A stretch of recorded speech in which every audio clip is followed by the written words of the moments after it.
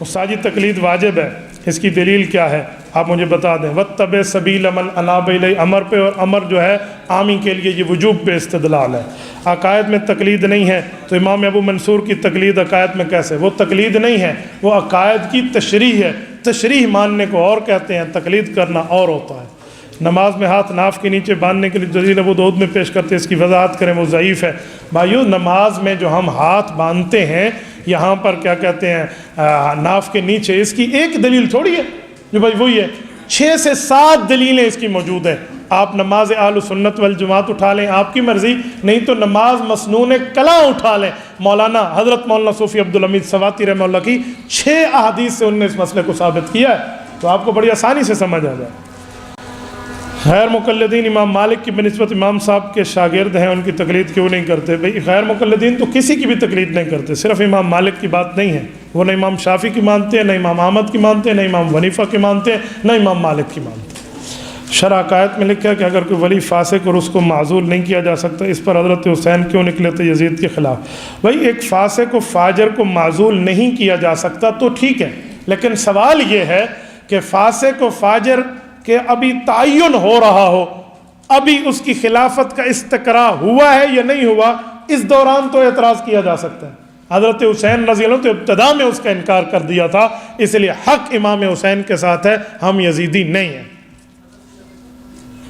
مجتہد فی المذہب کا بھی اجماع سے بھائی مجتہد مطلق کی بات ہے، مجتہد مذہب کی نہیں ہے۔ رفع یدین نسخ اجتہادی ہے یا نسخ منسوس ہے؟ اگر اجتہادی ہے تو جابر سمروں کی روایت پیش کرنا نہیں ہے، قطعی ہے۔ اس کے بعد امام شافعی، میرے دوستو بات سنو، یہ نسخ اجتہادی ہے، نسخ منسوس نہیں ہے، لیکن مسئلہ یہ ہے جب امام شافعی رحمہ اللہ سے ہماری بات ہے تو ہم نسخ اجتہادی کو پیش کر دیں، وہ بھی مجتہد، ہمارے امام بھی مجتہد، بات ٹھیک ہے۔ غیر کا مقلد جو ہے اس سے گفتگو کرنے کا طرز اور ہے، اس کے سامنے حضرت جابر ابن سمرہ رضی اللہ عنہ والی ہم روایت پیش کرتے ہیں کہ وہ تو اس کو نسخ کا مسئلہ بنا چکا ہے، وہ تو مجتہد نہیں ہے۔ آپ غیر مقلد کو شافعی سمجھتے ہیں کہ میں اس کے سامنے اجتہادی کا مسئلہ لے کر آؤں، جب وہ خود کو اس طرح کی بات کر کے مجتہد نہیں بلکہ نصوص کے مسئلے پہ لائے گا تو ہم بھی بطور نص پیش کریں گے تاکہ اس کا عقل ٹھکانے آ جائے۔ تقلید کی تعریف آپ نے کی، اس میں ضروری ہے اس بات، دلیل ضروری نہیں ہے تو پھر خلفائے راشدین کی تقلید نہیں ہے۔ خلفائے راشدین کا مذہب اصولاً و فروعاً مدون ہو کر مقلد کے پاس تواتر سے نہیں پہنچا، زبانی پہنچا ہے، جس کو لکھ کے امام ابو حنیفہ نے آپ کو اور مجھے دے دیا ہے۔ مسائل اجتہادیہ میں امام سب کے مقلد ہیں، اصولی مسائل اعتقاد میں ہم کس کے ہیں؟ اصولی میں بھی انہی کے ہیں، اعتقاد میں بھی انہی کے ہیں۔ تشریح ابو منصور ماتوریدی رحمہ اللہ نے کی ہے، تشریح کرنا اور ہوتا ہے، مقلد سب کچھ وہی ہے، لیکن عقائد میں تقلید نہیں ہوتی، مسائل میں تقلید ہوتی ہے۔ فَلَا تَقْفُ مَا لَيْسَ لَكَ بِهِ عِلْمٌ، یہ آیت بظاہر تقلید کے مخالف ہے، کیونکہ مقلد کو دلیل کا علم نہیں ہوتا، تو پھر تو ڈاکٹر سے انجیکشن بھی نہ لگائیں، آپ کو انجیکشن کا علم نہیں ہوتا، بیماری میں مرتے رہو۔ آپ پائلٹ پر آپ کو سفر کرنا جہاز میں جائز نہیں ہے کہ آپ کو جہاز اڑانے کی دلیل کا نہیں پتہ، ٹھیک ہے؟ آج کے بعد حج پہ جانا حرام ہے، یہ فتویٰ ٹھونک کر آپ بھی لکھ دیں، بسم اللہ کریں، وَلَا تَقْفُ مَا لَيْسَ لَكَ بِهِ عِلْمٌ، وَلَا تَقْفُ مَا لَيْسَ لَكَ بِهِ عِلْمٌ کا یہی مطلب ہے۔ 1400 سال سے آیت قرآن میں موجود ہے، کسی دنیا کے اہل علم نے اس سے یہ استدلال کیا ہے جو آپ نے کیا ہے؟ آپ کے اس استدلال کو تو لکھ کر کسی عجائب گھر میں لگا دینا چاہیے کہ ماشاءاللہ کتنا بڑا زبردست آپ نے جو ہے نا قیاس کی بھی ماں میں نے کر کے رکھ دی ہے۔ کس طرح پتہ چلے گا کہ مجتہد کی دلیل ہے؟ اگر مجتہد دلیل پر مطلع ہوتا ہے تو مفتب ہے، تو بھائی مجتہد سے اگر آپ کو زیادہ مسئلہ ہے تو پوچھ لیں یا عالم بن جائیں تو آپ کو ساری باتیں سمجھ آ جائیں گی۔ آپ ڈاکٹر کو کہیں گے کس طرح تم مجھے یہاں لگاؤ گے، آپ کو پتہ ہے رگ نہیں ہے یہاں گوشت ہے، کیسے پتہ؟ وہ کہے گا ڈاکٹر بن جا، تو آپ بھی ڈاکٹر بن جائیں، عالم بن جائیں، پتہ چل جائے گا۔ اتنی جلدی نہیں ہے بھائی، ایکسیلیٹر پریدا۔ بیانات کی ویڈیو کی شکل کی ریکارڈنگ کا اجماع ہو چکا ہے، اس پہ اتفاق ہے، مگر آدھے گھنٹے بعد مختلف زاویہ تصویریں بنانے کی کیا حکمت ہے؟ تو بھائیو تصویریں نہیں بنائی گئی تھی، یہ بھی آدھے گھنٹے بعد آپ کی ویڈیو بنائی گئی ہے تاکہ جو میری طرف کیمرہ لگا ہوا ہے وہ مجھے دکھا رہا ہے، جو آپ کی طرف جا رہا ہے وہ مجمع کو دکھا رہا ہے۔ آپ کہیں گے مجمع دکھانا ضروری کیوں ہے؟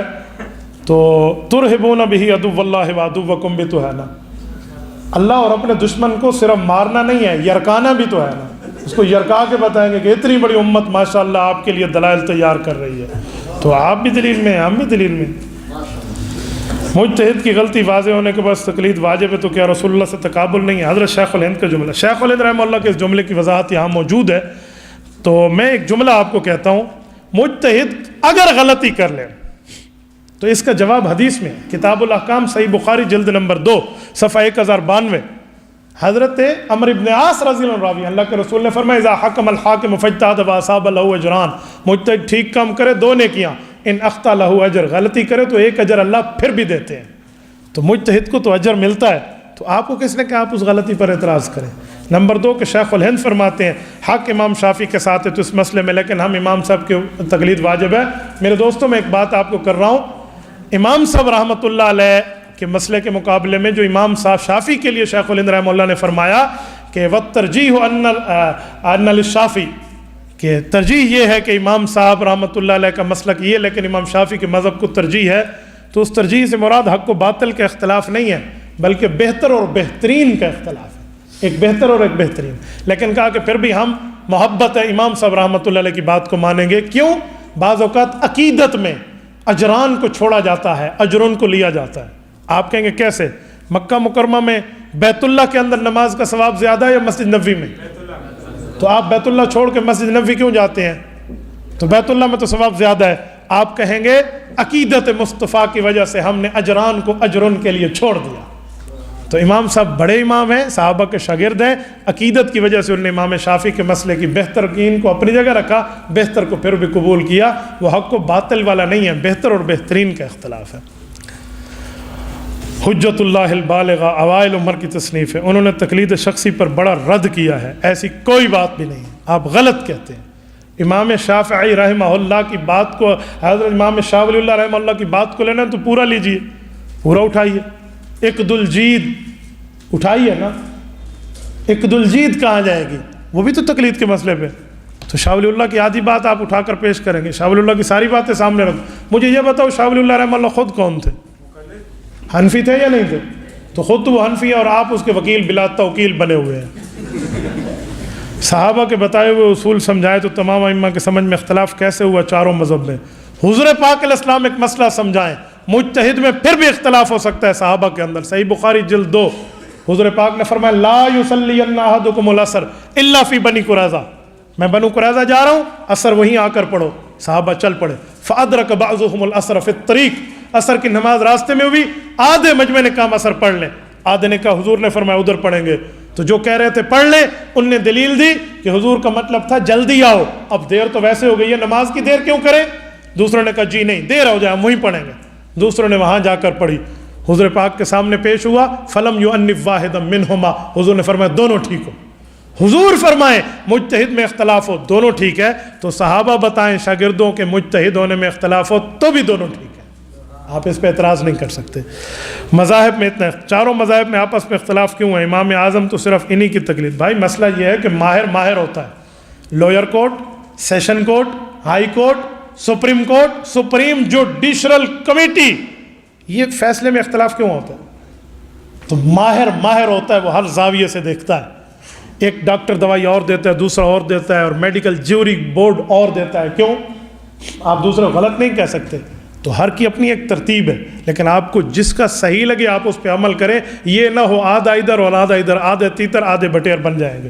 بھائی نہ ہل لیتے نہ ککڑ ہے، تو یا ہل ہوگی یا ککڑ، یا مرغی ہوگی یا چیل بنے گی، دو میں سے ایک تو نہیں ہو سکتا۔ استاد جی ایک مولوی صاحب فرماتے حضور پاک کے وفات کے بعد 3 دن جسد قبر مبارک سے باہر رکھا گیا، آپ اس کو مانتے ہو تو آپ آدھے مماتی بن گئے، آپ کو کیا حاصل؟ آپ چاہتے ہو کہ میں ایک بار پھر ٹھکائی کروں؟ ہاں میرے دوستو، رسالت مآب علیہ الصلوۃ والسلام وفات کے بعد 3 دن قبر سے باہر رہے ہیں، تو آپ پوچھتے ہیں حال ہوا حی ام میت؟